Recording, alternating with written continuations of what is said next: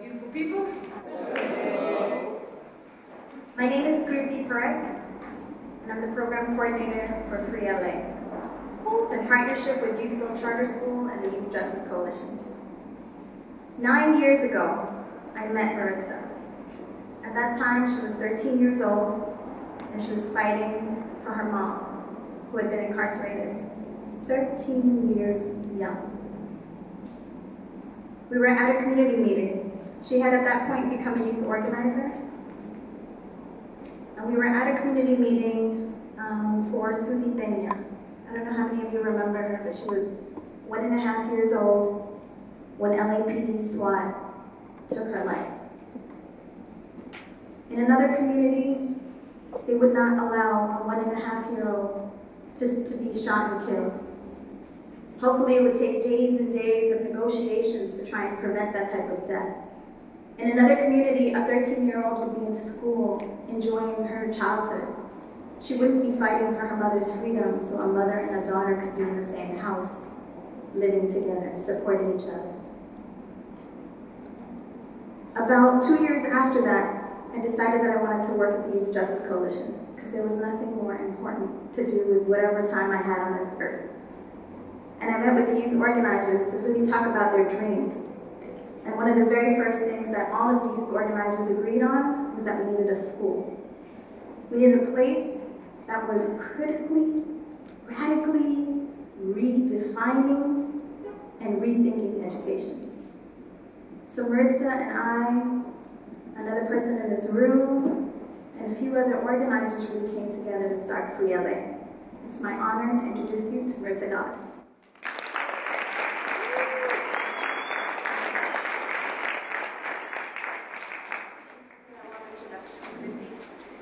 Hello everyone, my name is Maritza Galvez and I'm a youth organizer and board member of the Youth Justice Coalition. I'm also one of the youth founders of Free LA and a graduate now. Today I stand in front of you as a young person who was pushed out of school, a young person who grew up in the hard streets of Los Angeles, and a young person whose immediate family was incarcerated and dealt with a lot of trauma. At 13, before I even hit high school, I had already dropped out. 9th grade came along, and the cycle repeated itself. Today, I stand here in front of you all as a young person who our current education system failed. A young person who literally didn't have anywhere to go. A young person who was never once asked whether the conditions at home were impacting my conditions at school. A young person who was dismissed, disregarded, and disenfranchised. My story is not unique though. There's hundreds of thousands of young people that go through this every day, not only in Los Angeles, but in our nation. So before we go ahead and dig deeper into the issue or the solutions really, I want to go ahead and take a step back. Let's go ahead and look at the roots of the issue. Let me take you down history and memory lane. I'm going to show you how our current public education system got started. Starting with the 1600s, where young people were seen as Satan, savages, and slaves. It all started with the original sin. Our current public education system is based off of this.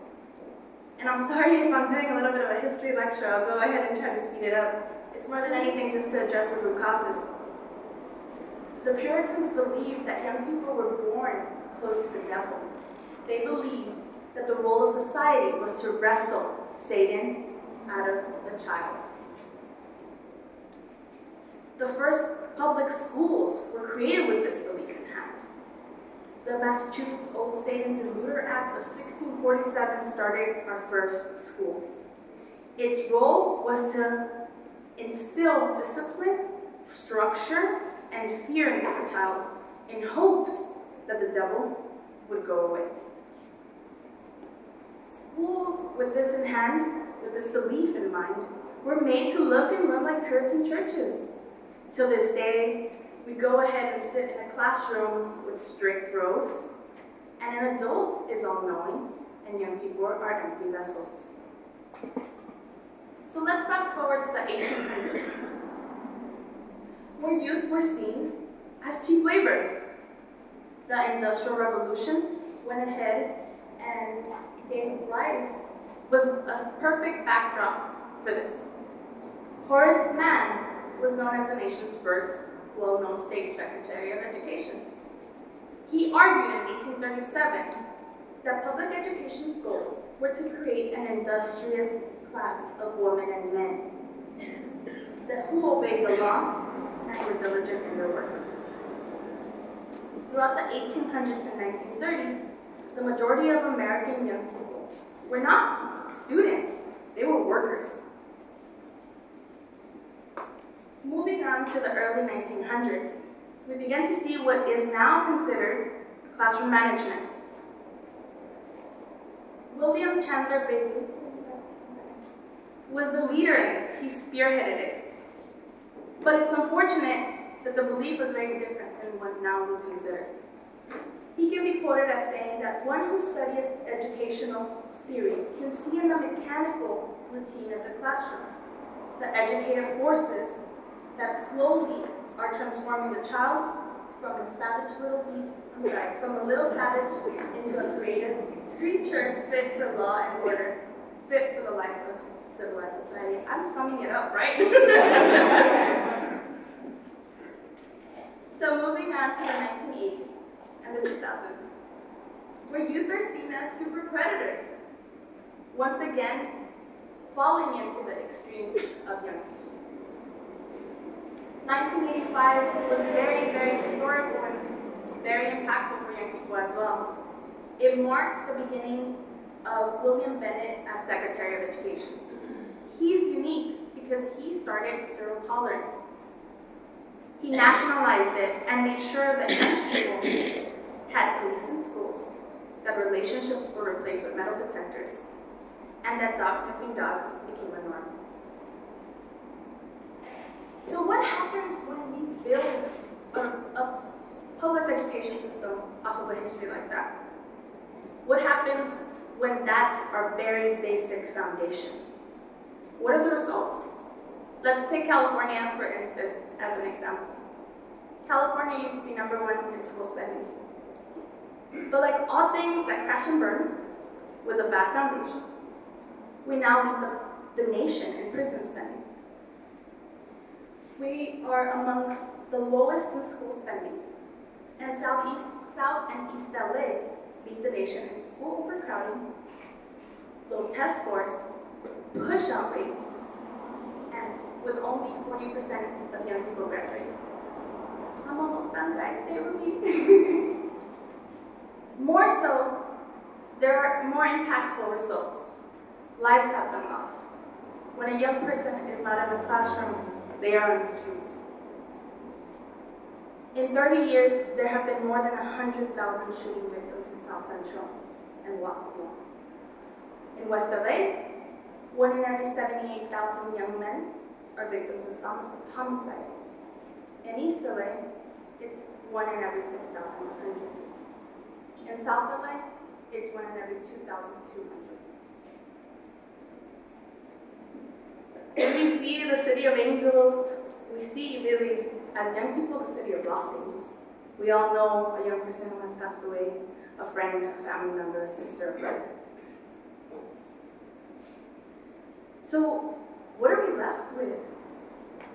We have this horrible history, and what are the results? Young people locked up, young people dead. So how do we begin to create a culture shift that enables us to go ahead and that enables us to create change? Kruti and me are going to go over several points. The first one, I'll go over it. We need to start changing the way we see each other. From school dropout, victim, offender, predator, juvenile, minor, ward, probationer, convict, inmate, prisoner, to human being. From gang members to child soldiers. From youth are monsters to the system is monstrous. From zero tolerance and punishment works, to taking responsibility and repairing harm. From youth should be treated like adults, to no youth in adult courts, prisons, or jails. In essence, we need to go ahead and trust that the young people, the leaders of tomorrow, are there and that they are ready to rise up.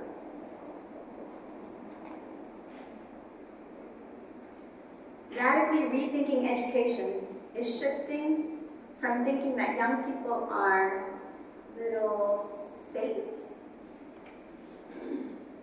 into people worthy of love, dignity, respect, and leadership. Radically rethinking education is shifting from thinking young people are empty vessels to looking at young people as full of experience, life, ideas, creativity. That synergistically, young people can actually teach their peers and their teachers and their senseis. That radically rethinking education is shifting from trying to use power and control to control young people, to tell them what to do, to instill discipline, to actually working with them, and together figuring out the steps and putting protocols in place that help them step by step by step. Incorporating positive behavior intervention supports, restorative justice, transformative justice works. We know that it helps to hold young people accountable, and it creates these opportunities where young people can grow, increase in their participation, but more so increase in their leadership. We learn a lot from history. When we first started our program, we didn't know what to do. All we knew was that young people kept telling us again and again that zero tolerance does not work. In fact, zero tolerance was ruining relationships between young people and education. It was ruining relationships between young people and educators, and it was demoralizing and unmotivating. We started telling stories in circles and in small groups. The more we told our stories, the more we healed. The more we understood that in order to get over our shame of being push-outs or convicts or whatever other label somebody else wanted to give us, that together we could actually do something about it.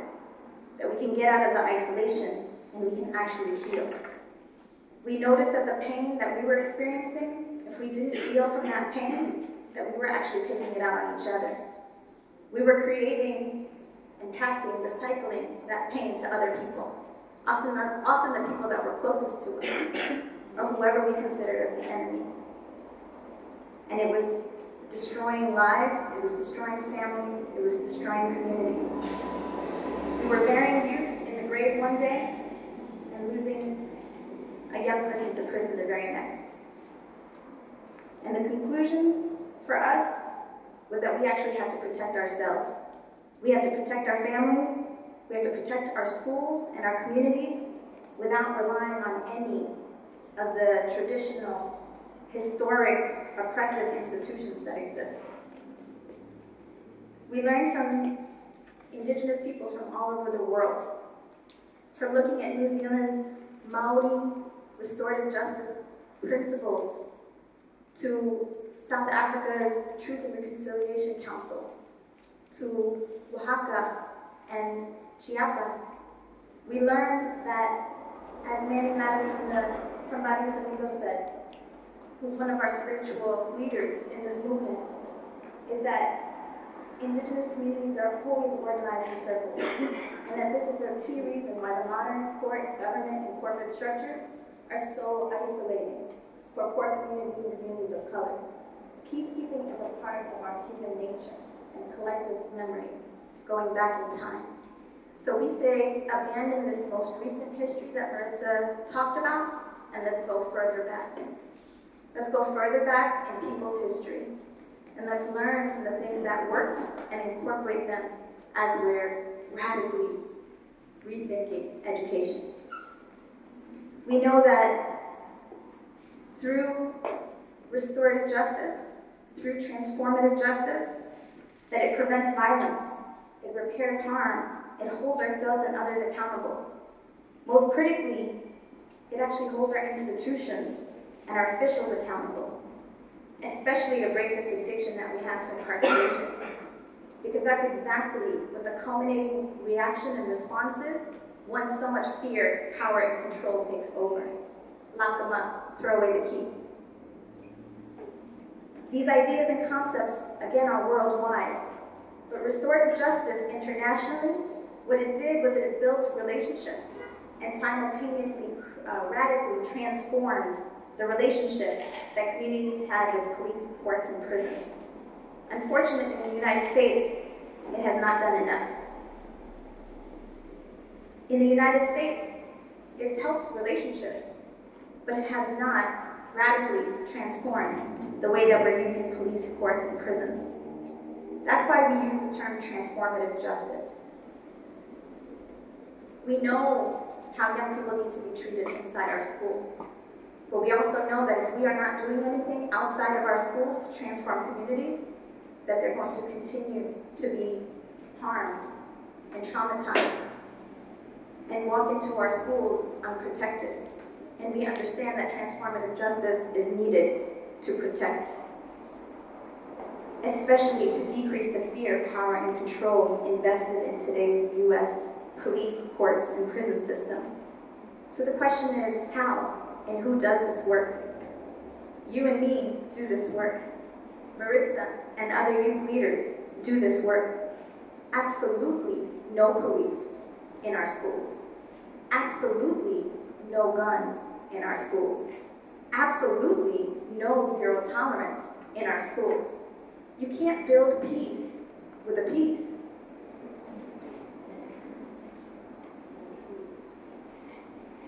The stories that young people have shared with us and lead the nation in sharing these stories has told us that zero tolerance does not work. Replace any of these tools, these negative tools, with intervention workers, peace builders. They have community experience. They know what the young people have been through. They have taken their steps in their own personal evolution so that they are leaning back, picking up the people that need the help. They have the permission, the trust, the experience, and most of all, the relationships necessary to prevent, address, and intervene in violence. They have the power of influence. Especially when there's a high-stress incident, they're the ones that can actually calm emotions. Right? Isn't it so easy? When you get hyped up, all of a sudden you're back and forth and back and forth. And what ends up happening? What ends up happening is that retaliation happens. So peace builders can actually prevent retaliation, build truces, cease fires, teach the community around them to support positive peacekeeping efforts, and more importantly, train others to contribute in the same respect. The same people who are labeling young people as disturbing the peace and troublemakers are in fact the creators of peace and justice. Together, students, peace builders, school staff, and community members can build the relationships and in fact radically transform education and community simultaneously.